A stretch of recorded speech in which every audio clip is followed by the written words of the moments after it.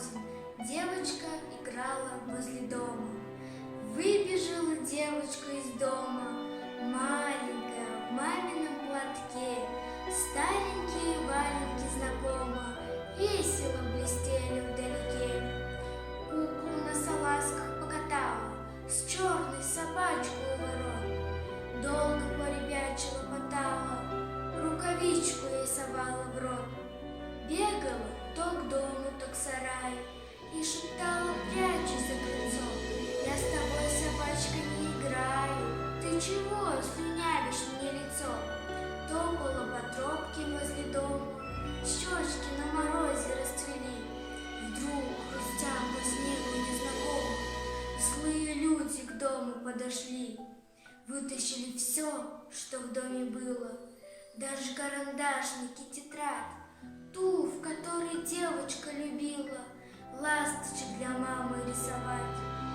Вынесли подушки и корзины, сверсток детских трусиков цветных, и такие были образины, лютые и жадные у них. Разбросали карточки по дому, снимки, что в альбомах берегли, и потом зажженную солому равнодушно к двери поднесли.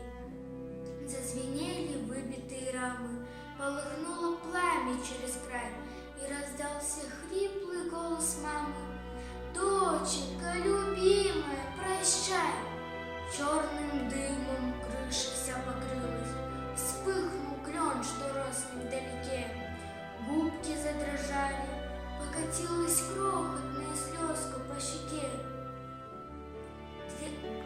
«Мамочка, мамусенька родная, посмотри, сейчас расправлюсь я с этим, на котором шерстяная вязаная кофточка твоя.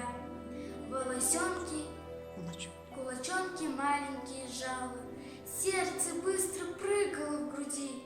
К рыжему фашисту подбежала и сказала звонко: «Уходи!» Был он молод, жаден и жесток, и сорвал он с девочки пушистый, теплый мамин ласковый платок. Волосенки ветром растрепало, слезы стыли возле самых век. Треснул выстрел, девочка упала личиком курносым прямо в снег. В это утро мы в окопах были, и, рванувшись точно в срок, и атакой яростно отбили небольшой